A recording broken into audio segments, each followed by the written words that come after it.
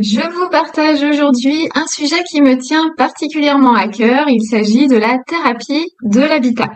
Il s'agira dans cette vidéo de comprendre les liens subtils entre un lieu de vie et la santé globale de ses habitants. Et oui, en observant et en rééquilibrant un lieu, on peut aider les habitants à tendre vers un mieux-être. Alors, je vous pose une question pour commencer. Est-ce que vous vous êtes déjà senti mal dans un lieu sans savoir pourquoi? Ou au contraire, tellement apaisé en rentrant quelque part? Voilà, c'est exactement ça, la thérapie de l'habitat. Cette discipline part d'un constat. L'habitat est notre troisième peau. Il nous protège, mais il agit également sur notre énergie, notre psychologie et notre santé. On connaît tous des exemples. Une maison sombre peut nous fatiguer. Une chambre encombrée peut troubler notre sommeil, tandis qu'un lieu fluide et bien organisé, bien décoré, nous ressource. La thérapie de l'habitat admet donc que l'environnement et le corps humain soient en interaction. C'est-à-dire que les lieux que nous habitons et la manière dont nous les habitons ont un impact sur notre personne. Cela pourra donc avoir des conséquences positives si l'habitation est agencée de sorte à être en adéquation avec le lieu et les personnes, mais à l'inverse, l'habitation peut être déséquilibrée et pathogène. Alors, cette idée n'est pas nouvelle, on la retrouve dans de nombreuses traditions.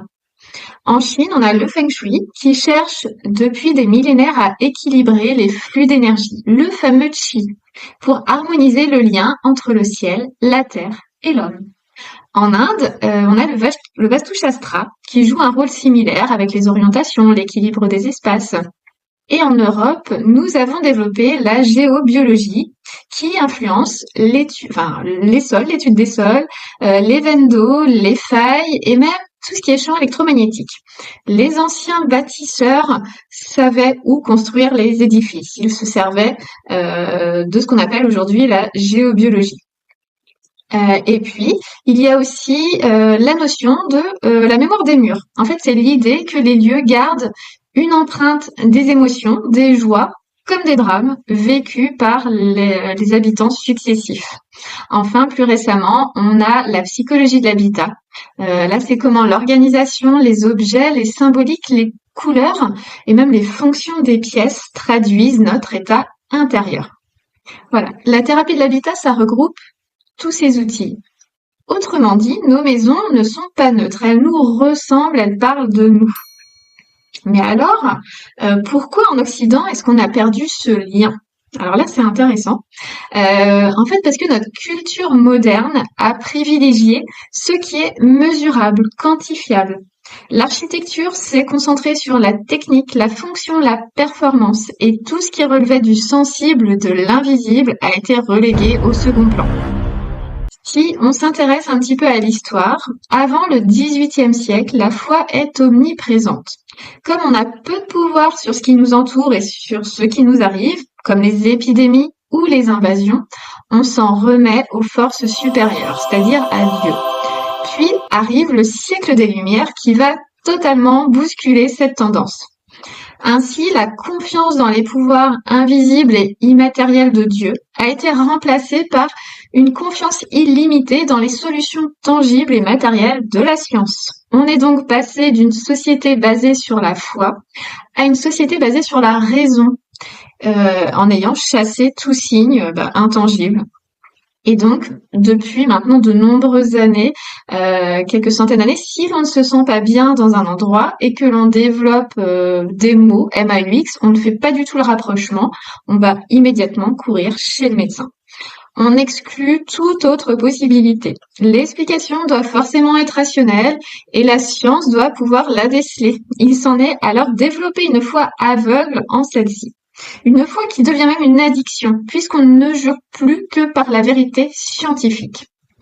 Il semble alors que le monde dans lequel on vit depuis quelques centaines d'années, régi par la rationalité, manque cruellement de spiritualité, voire de sens au quotidien. Pourtant, parfois, dès l'enfance, nous avons des ressentis. Mais notre éducation et notre évolution dans ce monde rationnel les font taire. Cette déconnexion s'est faite au fil du temps, progressivement. On a oublié qu'on a un corps et que celui-ci est un formidable émetteur, récepteur. Notre corps reçoit d'innombrables vibrations. Alors une vibration, c'est une information provenant de notre environnement, que ce soit les personnes ou les lieux. Nous pensons avec notre intellect, avec notre ego. On s'est déconnecté en fait de notre capacité à ressentir et à nous fier aux messages de notre corps. Et pourtant, chez nos voisins, pas plus loin que ça, en Belgique et en Suisse, pour ne citer que, on est là-bas beaucoup plus ouvert sur le sujet. Là-bas, on peut visiter son terrain ou sa maison avec un agent immobilier, lui-même accompagné bien souvent d'un expert en feng shui ou d'un géobiologue. Bref, je pense qu'on va y arriver progressivement. Les mentalités sont déjà en train de changer. On redécouvre que l'habitat n'est pas juste qu'un décor, mais un acteur de notre équilibre. Alors, la thérapie de l'habitat est encore jeune, mais elle attire des profils variés. Certains praticiens sont architectes, décorateurs, qui choisissent d'élargir leur pratique pour inclure la dimension énergétique. Donc là, c'est mon cas en l'occurrence. Et tous les thérapeutes de l'habitat, on observe tous la même chose. Un lieu agit sur ses habitants. Alors, prenons quelques exemples simples. Une maison sans clôture, sans rideau, c'est une maison ouverte à tous les regards. Souvent, ça reflète quoi? Un manque de protection, mais aussi une difficulté à poser des limites. Des fissures, alors je parle des fissures dans les murs assez importantes et qui se répètent, ça peut symboliser des blessures intérieures. Un désordre chronique, c'est souvent aussi le signe d'un mental saturé, d'une difficulté à lâcher prise. Au contraire, une maison aseptisée, trop parfaite, ça peut trahir un excès de contrôle et un manque de créativité. Et en fait, le rôle du praticien, ça va être de lire ces signes, de les mettre en miroir avec la vie de l'habitant et de lui proposer des ajustements. Donc désencombrer, réorganiser, travailler sur des couleurs, nettoyer la mémoire d'un lieu. Il y a plein de façons de faire des préconisations en thérapie de l'habitat. Ce que je veux mettre en avant, c'est que la thérapie de l'habitat ne s'oppose pas du tout à l'architecture moderne. Au contraire, elle la complète. Alors, l'architecture classique gère très bien tous les aspects de ce qui est structurel, de la luminosité, de l'acoustique, de la fonctionnalité, mais il manque des choses quand même assez importantes comme la polarisation des pièces, c'est-à-dire le yin et le yang, tout ce qui va être flux invisible, électromagnétique, les ressentis et même l'histoire du lieu. Vous voyez, pour ne citer que ces exemples. Imaginez demain des logements conçus non seulement pour être pratiques, mais aussi pour soutenir l'énergie, la créativité, la santé émotionnelle des habitants. Enfin voilà, ce serait quand même un exploit, en France, d'arriver à introduire la thérapie de l'habitat avec l'architecture actuelle. Par contre, si vous allez dans certains pays comme la Chine ou certains pays, certains États d'Amérique, ces pratiques font partie bien sûr de leur culture depuis de nombreuses années. En Europe, c'est encore à la marge, mais ça commence à être exploré. Demain, pourquoi pas, dans quelques années, j'espère que ce sera enseigné, en tout cas dans des écoles d'architecture. Alors, je vais donner d'autres illustrations parlantes où c'est intéressant de faire appel à un thérapeute de l'habitat. C'est par exemple des personnes qui déménagent et tout d'un coup, elles voient leur vie professionnelle ou personnelle bloquée. Mais c'est pas un hasard du tout en fait. Le nouveau lieu va résonner avec des parties inconscientes des habitants. Donc là, après, il y a tout un travail que je serai amenée à faire. Un autre exemple, des maisons marquées par des mémoires lourdes, par exemple des décès, des gros conflits, des maladies, qui peuvent peser en fait sur les nouveaux habitants tant qu'un travail énergétique n'est pas fait. Certains habitants ne vont rien ressentir et d'autres vont être de véritables éponges. C'est les gens plutôt hypersensibles. Donc en fait, toute cette population hypersensible a plutôt intérêt à ce que le lieu de vie soit plutôt en conformité avec quelque chose de positif, parce que sinon ça pourra leur apporter quand même pas mal de problématiques au cours de leur vie.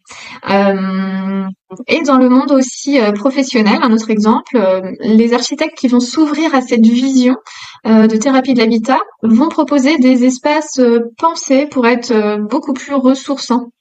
soit en intégrant des matériaux naturels, en travaillant sur les zones de circulation, avec des zones dédiées au repos, à la créativité. Donc là, on est vraiment sur la polarisation des pièces. Donc c'est quelque chose moi que je pratique, en tout cas dans mes accompagnements.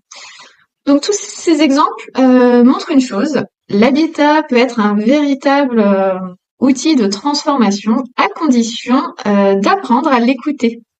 Souvent, une problématique vient de la personne. Le lieu ne fait qu'accentuer le problème. Après, voilà, à voir selon les cas de figure, mais c'est souvent la personne qui a des peurs, des croyances. Voilà, ça vient souvent de la personne en tout cas. Alors, en conclusion, qu'est-ce que la thérapie de l'habitat? Alors, c'est une discipline qui nous rappelle que nos maisons ne sont pas des coquilles vides, elles sont vivantes, elles nous reflètent, elles nous accompagnent. Moi, j'aime bien toujours parler du lien habitat-habitant. Prendre soin de son habitat, ce n'est pas seulement le ranger ou le redécorer, c'est aussi le libérer, l'harmoniser, l'ajuster. Et c'est surtout se donner la possibilité d'aller mieux. Donc finalement, la thérapie de l'habitat nous invite à voir nos lieux comme des partenaires de vie. Des espaces qui, s'ils sont alignés avec qui nous sommes, peuvent devenir de véritables alliés pour notre santé mentale, notre équilibre et notre évolution. Donc, en intégrant la dimension énergétique et psychologique des lieux, on ouvre la voie des habitats plus conscients, plus soutenants et plus alignés avec la vie des habitants. Alors, je vous pose une dernière question. Et vous, est-ce que votre habitat est vraiment à votre image? Merci de m'avoir écouté. On se retrouve dans les commentaires.